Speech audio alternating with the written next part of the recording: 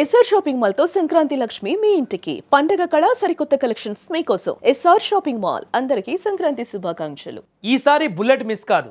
ఇవి కేవలం మాటలు కాదు. ప్రపంచ అగ్రరాజ్యం అమెరికా అధ్యక్షుడికి ఒక దేశం ఇస్తున్న డైరెక్ట్ వార్నింగ్.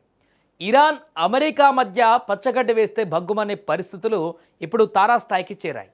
ఇరాన్లో జరుగుతున్న ప్రజా ఆందోళనలకు ట్రంప్ మద్దతు ఇవ్వడం టెహరాన్కు మింగుడు పడ్డం లేదు. దానికి ప్రతిగా ఇరాన్ నేరుగా ట్రంప్ ప్రాణాలకే ముప్పు ఉందని హెచ్చరించడం ఇప్పుడు వైట్ హౌస్లో రెడ్ అలర్ట్ మోగించింది. అసలు ఇరాన్ ఇంత ధైర్యం ఎందుకు చేస్తుంది? దీనికి డొనాల్డ్ ట్రంప్ రియాక్షన్ ఎలా ఉండబోతోంది? గత కొద్ది రోజులుగా ఇరాన్ మరోసారి అట్టుడికిపోతుంది. ప్రభుత్వ అణిచివేతకు వ్యతిరేకంగా ప్రజలు రోడ్ల మీదకు వచ్చారు. స్వేచ్ఛ కోసం ప్రాణాలకు తెగించి పోరాడుతున్నారు. అయితే ఇరాన్ సైన్యం ఈ నిరసనలను ఉక్కుపాదంతో అణిచివేస్తోంది. సరిగ్గా ఇక్కడే అమెరికా అధ్యక్షుడు డొనాల్డ్ ట్రంప్ ఎంట్రీ ఇచ్చారు. ఆందోళనకారులకు బహిరంగంగా మద్దతు ప్రకటించారు. ఇరాన్ ప్రజలారా, మీ వెనక అమెరికా ఉంది, పోరాడండి అంటూ ఆయన ఇచ్చిన పిలుపు ఇరాన్ ప్రభుత్వానికి కోపం తెప్పించింది. తమ దేశ అంతర్గత విషయాలలో జోక్యం చేసుకుంటే సహించేది లేదని, ఇది తమ సార్వభౌమత్వానికి సంబంధించిన విషయమని ఇరాన్ మండిపడుతోంది.